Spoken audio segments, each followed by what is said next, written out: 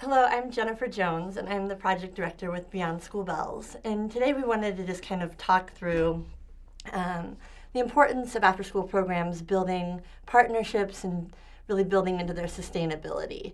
And so at Beyond School Bells, we have developed a Building Local Partnerships and Sustainability Toolkit. It is, basically a 14-page toolkit that just kind of does an overview of this process. And so for the purpose of this recording today, we're just going to walk through this toolkit and what these documents entail and start talking about what this process could look like for your after-school program. So we're going to go back and forth with having the documents up on the screen, but really wanted to get into the importance of every after-school program building collaboration with local partners. As we know that despite all the great efforts in any program, that they cannot provide quality programming and sustainability on their own, that we need many people to come alongside a program to really be effective and for it to be a long-term program that thrives in your community. And so when we look at this first document, a building collaboration, it really is just for you to kind of take a deeper look at your program and looking at the differences between cooperation, coordination, and collaboration. As those really are all essential, but they're three different areas. And oftentimes programs may have a lot of great cooperation or coordination going on where they're coordinating a lot with, if you're a school-based program, like coordinating with the school, the use of the building, or you're cooperating with another local service provider that is coming in to offer programming to your kids. But oftentimes there's not a ton of collaboration going on. And so that's really where we want to make sure that you have all three of those that are really existing so that you can build strong sustainability for your program. And so I just encourage you to take a look and just kind of do inventory on where you are at. Because really collaboration, the main points of it is that it avoids duplication for your program. It increases the number of people that are really involved and that are a part of your sustainability plan. And it really allows for other either local or state private foundations, state agencies, those to also possibly be involved in your program. And so there's just many tiers to collaboration, and so we just encourage you to look through that document. And before you really get going into how to start building partnerships and sustainability, one of the greatest tools, and it's something that is so simple and yet we often forget to do it as a program, we like to call it the SWOT analysis, and looking at your strengths, your weaknesses, the opportunities and threats that are in your program. So there is just a very simple grid that we created in this toolkit that you can see up on the screen. And it's really just a form that you can utilize to capture the view of your community's ELO programs, strengths, weaknesses, the challenges going on, and the opportunities, and kind of take a deeper dive into that. And we encourage you, if you have site coordinators, to also help complete that form so it's not just one person and getting different opinions on kind of where you see your program at with this analysis. I think it's a real great stepping stone before you start reaching out and going through that building partnership process. And so that is kind of the base of where we encourage you to start before we get further into the partnership building and sustainability process. And oftentimes programs, just the idea of it just feels completely overwhelming. And so one thing we really wanted to do was to show that it is absolutely a process and that it's not just a quick 3-step plan, and that there is tiers, to move your way up the ladder as you're going through this process, and that to really break it down into a doable, feasible thing, whether you are a large program in a large community or you are a very small program and located in a really rural area of Nebraska or a small community, that this really does apply to all programs. And so on your screen you will see the the sustainability process arrow. And we really kind of chunked that into like 3 different categories. And we created some documents, which we'll be going over here shortly, to kind of help guide that. And one of those is a community scan document, which we'll be referring to. But we really encourage you to kind of identify who are the partners in your community, and then from there to prioritize partners that you feel like you should outreach to. That initial stage is really beginning the outreach process, starting to educate potential partners, and really doing a lot of community education. Like, are you starting to get more awareness from members of your community of your program? Do people know that it exists? Do you get local media coverage? And some just basics of outreach and awareness. So that really, that first block is not for you to immediately go ask a partner to join in, but rather to kind of get a lay of the land of where things are at, and then also start to think of how can we do just general education to potential partners and to the greater community. Because I know so many people feel very overwhelmed that when we say build partners, that means that tomorrow you need to go ask someone for money. And that is really not what we're talking about. We really want there to be meaningful partnership building, and that takes time, and that's a process. And so with that, I won't read each of these to you, but we'll go into the next tier where you really do start to do individual outreach to potential partners, starting to really do much more community awareness, participating in Lights On After School if you're not already doing that, and really just engaging partners more in your programming, having people visit, getting more of a feel for what are interests that your partners have in the program, and also just doing a lot of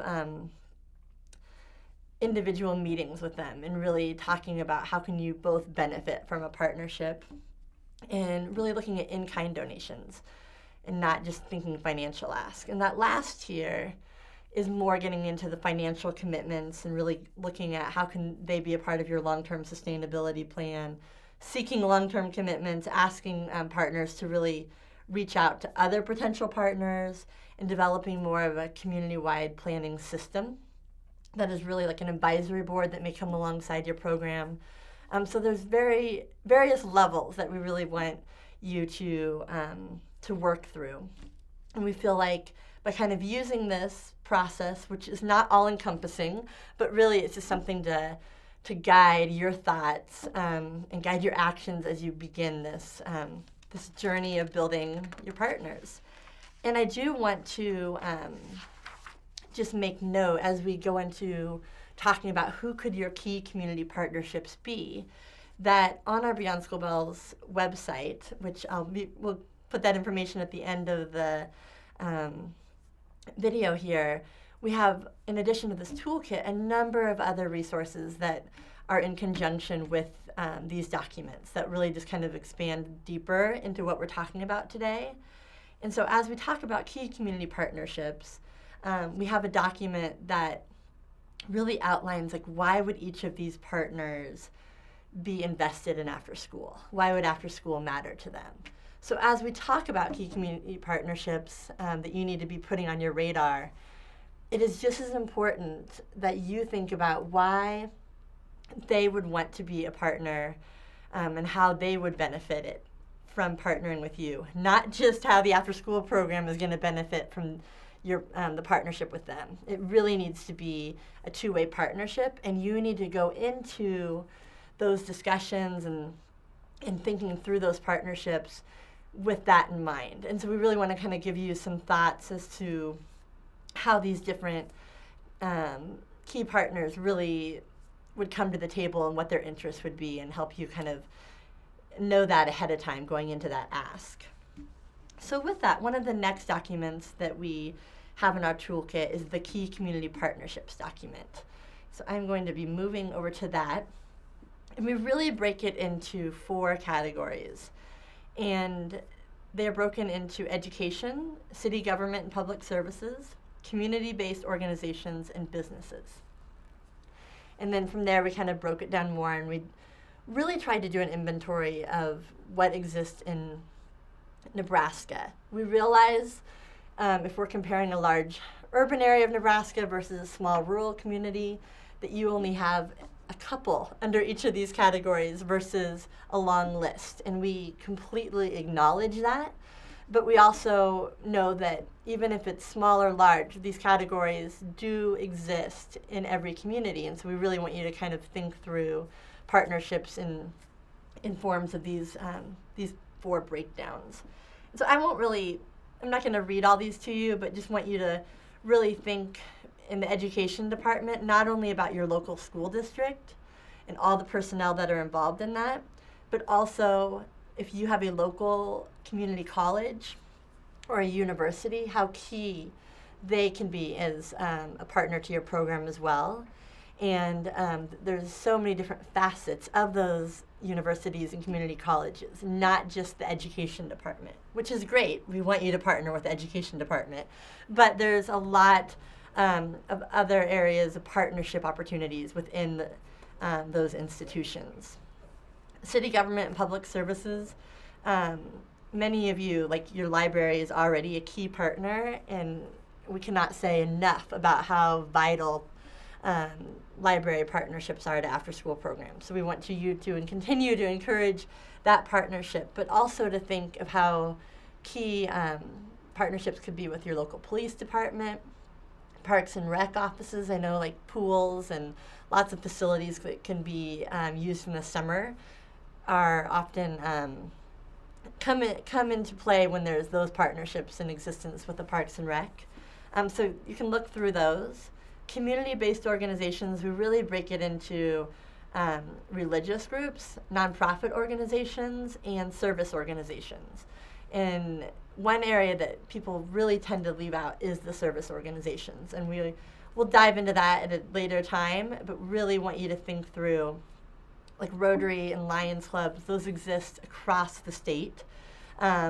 And Elks, Kiwanis, there's all those listed there. That there's a lot of opportunities that go untapped into those partnerships, thinking through those service organizations. And finally, businesses. And one thing that we will get at, we have some other documents that we won't really refer to today, but that we encourage you to look at on our website, is non-traditional and traditional partnerships. And that falls into the business area. Is we often have kind of a mindset of the traditional business partnership, where in many rural areas we need to look at how can we partner non-traditionally. And I know we've seen some great partnerships with local farms and ranches, and those are not really the first business that we think about, but they can be just a huge partner to after-school programs. So we'll kind of help you kind of break those out, but there's a number of things listed right there to kind of help you start thinking through that. And so with that, that is kind of just a large picture of what are some key partnerships that we think that you should start to think through when you're talking about building your after-school partnerships. And we really want you to be able to take inventory of your local community where these partnerships are at. And so that is what we're going to be doing in our next video, is kind of, now that we've got a big picture of what kind of collaboration, cooperation, coordination does our program have right now, what do we see that when we do the SWOT analysis, what is going well for us, what are our challenges, and kind of getting that base of an understanding of where your program is at right now. And then kind of looking through these key community partnerships and what that building partnership and sustainability process is going to look like. We want then to kind of dive into what are the action steps, how do you start moving forward with building partners. So we will be doing that in our next video. And again, encourage you to just use resources that are available on our website as you're going through this process.